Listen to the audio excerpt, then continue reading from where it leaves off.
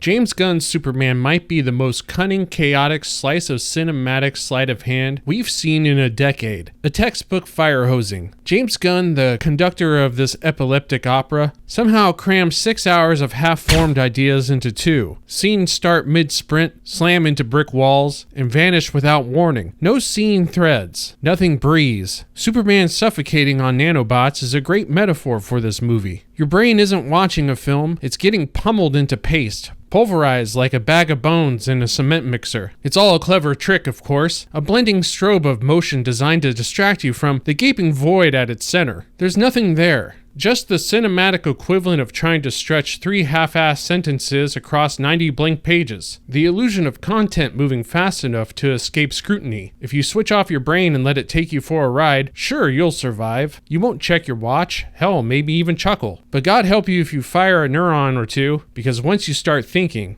really thinking, you realize you've been mugged in broad daylight. Sold a hollow ride wrapped in a cape. Duped. Hoodwinked. Suckered into wasting your time by a film that deliberately confuses speed with substance. God help us. Superman is back. He crashes into the screen like a missile of nostalgia and ego, thundering through the snow in the opening frame, like a goddamn Marvel reject trying to find a parking spot. The opening sequence is exactly what you saw in the trailers, only now you get to meet the one who kicked his ass. This is the new age, and in this new age, your iconic Man of Steel is less steel and more of a punch sponge. We are told that this is strength. I say this is nonsense. The plot, if we dare call it that, is a broken conveyor belt of ideas stitched together with exposition and quips. We careen from geopolitics to monkey robots to kaiju fights, with all the grace of a coked-up rhino attempting to sit quietly in a church pew. Yes, the rumors are true. Hashtag super shit, the lunatic brain hemorrhage of a plot point, is very real. Now, to some credit, if there's any credit to be given to this nuclear narrative meltdown, they're regulated to a subplot of a subplot, a discarded thought, barely tethered to Lex Luthor's idiot savant scheme to humiliate Superman with the subtlety of Chuck E. Cheese. It's like someone found a discarded Zack Snyder screenplay in a urinal and tried to reshoot it with a Guardians of the Galaxy piss filter. You want sincerity? You get sarcasm. You want myth? You got memes. You want a coherent story? Too bad, here's a pocket universe inside a dimension shaped like a clown's asshole. James Gunn's screenplay doom scrolls through plots faster than your 14-year-old niece on TikTok. There's no structure, no logic, no thematic through line. What we get instead is a frantic scream of disjointed action sequences, snarky dialogue, and half-baked allegories that slap you in the face like a wet sock of ideology. We are told there's a war between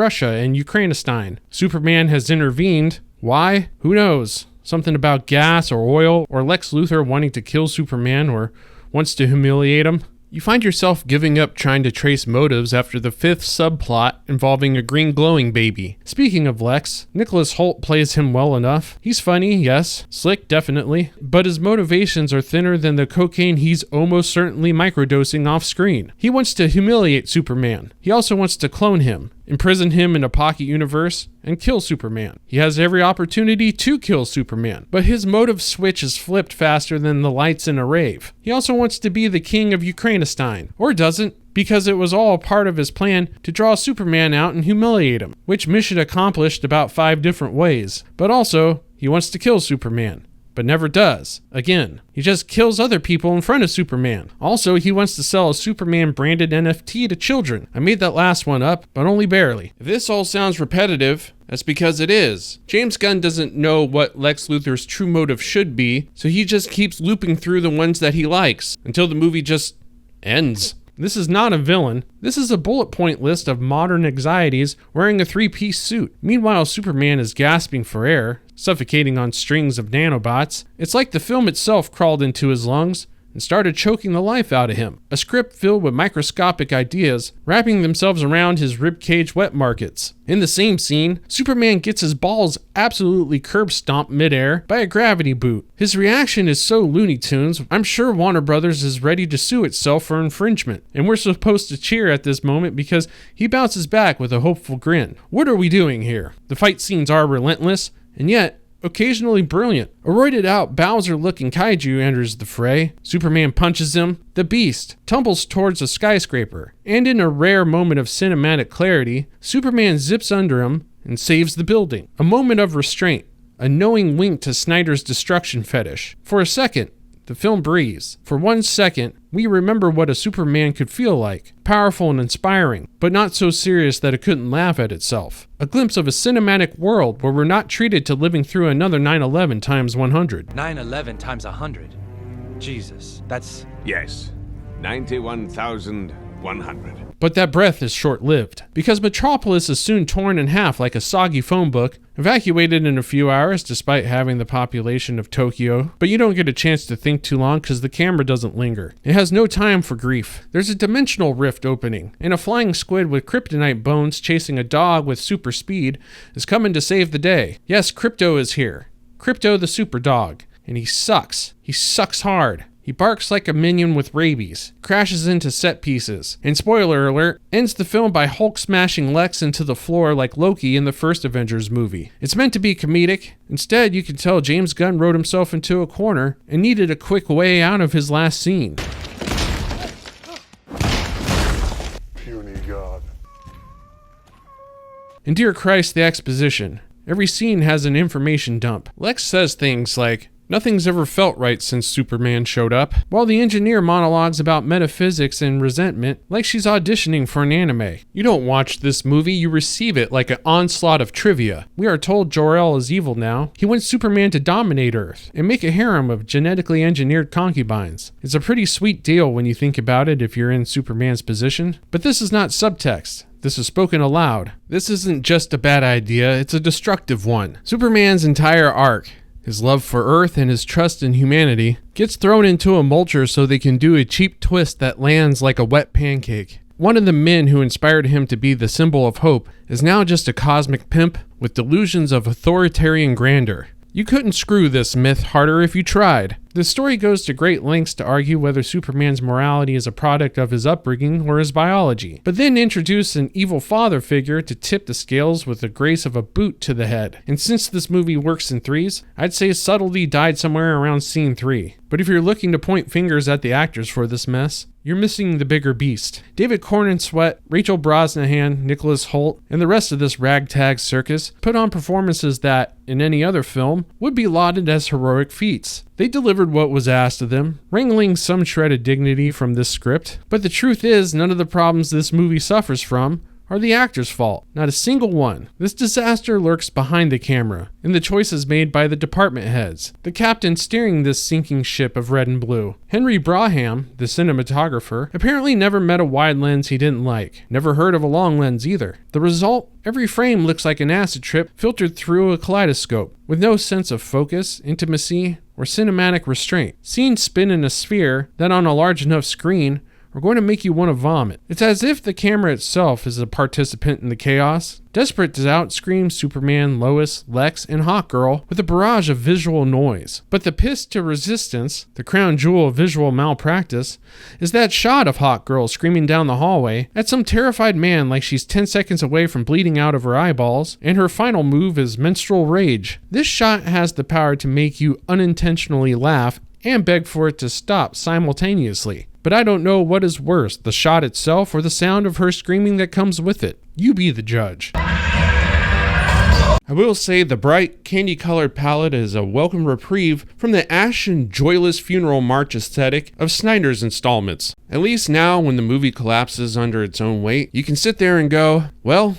at least my eyeballs aren't depressed. And James Gunn, the man seems best suited to hand off the writing to someone else entirely. His fingerprints are all over this mess. When Lois interviews Superman, a scene that should feel grounded and revealing, it's clear Gunn's busy imprinting himself onto the character, stripping away the mythic weight and replacing it with a neurotic, oversharing millennial who fumbles one bad joke into another. Superman doesn't act like Superman under pressure here. He acts like James Gunn's idea of what is relatable, which is a tragic downgrade. Gunn seems to want a Christopher Reeve Superman while also subverting the audience by boosting up his human side like we've never seen before. No more is this showcased than with the interdimensional imp scene. At one point in this ungodly TikTok plot circus, Crypto the super dog is stolen by Lex Luthor, kidnapped, dog-napped. Superman, bless his dumb heart, goes looking for him, flies around like a concerned parent on prom night, scanning the city with X-ray vision and a soul full of panic. Nothing. No signs of the mutt. No signs of the scene either. It was all implied. The scene actually starts with him floating into Lois's apartment like an exhausted Uber Eats driver. Out of her window, right there, right behind Superman, the Justice Gang is locked in an apocalyptic fight with a multi-dimensional imp that looks like a jellyfish had sex with a glow stick factory. Superman could help. Superman should help. But no, he takes a sip of hot cocoa instead and enjoys the free entertainment as his friends get their ass kicked. You want symbolism? You want a metaphor? There it is. James Gunn's Superman. Too emotionally constipated to be a god, too self-absorbed to be a man. Every moment where Superman seems emotionally unstable, every line that feels like a cringeworthy quip, every odd emotional beat that makes you wince, it's Gunn's doing. The actors try to sell it, but they're playing a character rewritten in real time by a man who confuses snark for soul. And at the nucleus of this radioactive mess floats the James Gunn problem. A director who, God help him, doesn't seem to know the difference between Clark Kent and Superman. He's a man who thinks glasses are a costume and tone is a genre. Clark Kent is supposed to be the mask, but in Gunn's direction, there's no daylight between them. Clark is just Superman without the cape, and Superman is just Clark without the glasses. All-powerful, all-knowing, just slightly more sheepish. There's no tension, no illusion. It's like watching a magician forget to hide the wires. And this is where the mediocrity really festers. He treats the character like a malleable action figure. The result, a $200 million theme park ride with no soul. And a man of steel who feels like an intern in his own myth. So give the actors their due. They did damn well with the cards they were dealt. The fault lines run wide and deep in the halls of production, where vision was turned to incoherence, and Superman was broken not by villains or monsters, but by the very creators entrusted to resurrect him. Yes, indeed, the cast is strong. Damn strong. You can keep Corenswet, Brosnahan, Holt, and the whole rest of the freak parade. But next time, hand the script to someone who can actually write and put a real director behind the camera. One who knows the difference between myth and meme and understands that not every moment needs to be interrupted by a punchline. You do that and maybe, just maybe, Superman will stop choking on his own movie. David Corenswet himself is great. He's everything you want a Superman to be. Kind, sincere, vulnerable, and stoic. But sometimes he's all those things at the wrong time. He's no Christopher Reeve, the peak of the Superman mountain, but he's surprisingly good when he does hit the right notes. There's enough awkward charm here to make Clark Kent believable, and you can see the pain in Corenswet's eyes every time the script makes him spout some dead-eyed monologue about hope while standing in front of a glowing cube. He delivers every line like he believes it, and for that he deserves a golf clap. Rachel Brosnahan is a goddamn revelation to the masses. She's sharp, sexy, she's got attitude for days. Her Lois Lane is the best since Margot Kidder, and she does miracles with the scraps that the script gives her. Her Lois's chemistry with Corenswet's Superman could use some work on screen, which is weird because their chemistry during interviews seems to be off the charts. Once again, this is James Gunn's failure for capturing what is right in front of him. Nicholas Holda's chaotic brilliance as Lex. Too bad he's stuck in a plot that makes less sense than a ketamine dream. Still, he brings a menace-like quality that makes you want to punch him through the screen. Exactly what a good Lex should aspire to be. The supporting cast brings life to the chaos. Edie Gathegi, as Mr. Terrific, is hilarious, annoyed but measured. Nathan Fillion as Guy Gardner is a giant dickhead and it rules. He's your drunk uncle at a birthday party. The one who everyone asks who invited him, but you're happy he's there. Skylar Gisondo gives Jimmy Olsen the chaotic energy he needs, and Sarah Sampaio is funny as Lex's influencer girlfriend. She's written like a cartoon, but she commits and it works. It should be noted that she and a few other women are hot, look hot, and are actually women. It's a shocking but much welcome change of pace back to normalcy, where that is concerned. But let's not kid ourselves. Every side character in this movie exists like an unpaid intern on methamphetamines. They show up, say a line, swing a weapon, and disappear into the swirling fart cloud of unfinished subplots. Every supporting character is a mood board sketch, drawn from 12 different comic runs, slapped together like a Frankenstein cosplay orgy, and abandoned halfway through production. They don't exist in this world. They float through it. Set dressing with catchphrases. These people would have mattered somewhere else. Here, they're footnotes with a fight scene. Too many to care about. Never fleshed out enough to make out what kind of animal they were. But superhero side characters and hot chicks aside, a special shout out to Pruitt Taylor Vince and Neva Howell as Ma and Pa Kent. It's not until we get Superman back home to Kansas is where truly there is some heart to be found. Ma and Pa Kent are the most welcomed anti-glamour couple movies have been missing for quite some time. A moment shared between father and son overlooking a peaceful farm. Pa Kent saying to Clark what every son wants to hear from his father. And here is where you will find some movie to be truly had. A very deep breath and a chance to soak it all in. A slight moment of cinema, where emotion, not exposition, rules the screen. There's a couple of nitpicks here that I have with these scenes on the farm, but as far as I'm concerned, the good on the scale far outtipped the bad here. Gunn's Superman is the perfect symbol of where blockbuster cinema is in 2025. Expensive, frantic, overstuffed, emotionally neutered by jokes, but kept afloat by sheer performer talent and nostalgic goodwill. And just when you think this Technicolor aneurysm might finally land the plane, when the chaos might just give way to something sincere, we get a moment, a flicker. Lois finally tells Superman she loves him, a soft, human beat amid the cosmic noise. It could have been the ending. It should have been the ending. A little warmth to walk out with. The story of gods and monsters finally returns to the beating heart that gave it meaning in the first place. But no, not this film. No, sir. Sentiment is for suckers. Instead, we cut immediately to the real finale. Krypto is not Superman's dog. Oh no, my friend. Turns out his leash belongs to Supergirl, a character we haven't seen, haven't earned, and whose entrance plays like a deleted scene from a space-themed Girls Gone Wild. She stumbles back into the Fortress of Solitude like a drunk whore at closing time. Makeup smeared by 1,000 red suns. She's been off partying on other planets, so her metabolism could slow down and she can stay wasted longer, like she was some kind of cosmic Lindsay Lohan with heat vision. And if a single neuron fired in your skull at this point, you'd ask, why wouldn't she sober up the second she hit Earth's yellow sun? Roll credits. And not the triumphant kind. Not the hell yeah, Superman is back kind. No, these credits roll over your brain like static. Numb and weightless. You don't feel closure. You don't feel rage. You feel like you just brushed a clump of dog hair off your shoulder. You didn't even know it was there. Then the wind took it, and just like that, it's gone. The movie is over, and so is your concern for it. My last thoughts on James Gunn's Superman will be the ultimate praise for it, and probably one of the best damn things you can say about a movie, and that is, never once did I check my watch to see how much time is left. Never once did I feel compelled to look at something else other than the screen. Nor did I think about other things that I could be doing other than sitting here watching Superman get beat up. So in that sense, this Superman avoids the ultimate cinema sin. Boredom. So if you have 2 hours to kill, this will teleport you in a split second with a few surprising scraps on the bone to chew on. Just keep in mind to make sure that you don't accidentally rub 2 brain cells together while watching this. But God help the poor children who absolutely enjoy this movie, for they not know when they revisit James Gunn's Superman in 10 years' time, their thoughts will be, I can't believe I ever liked this movie to begin with.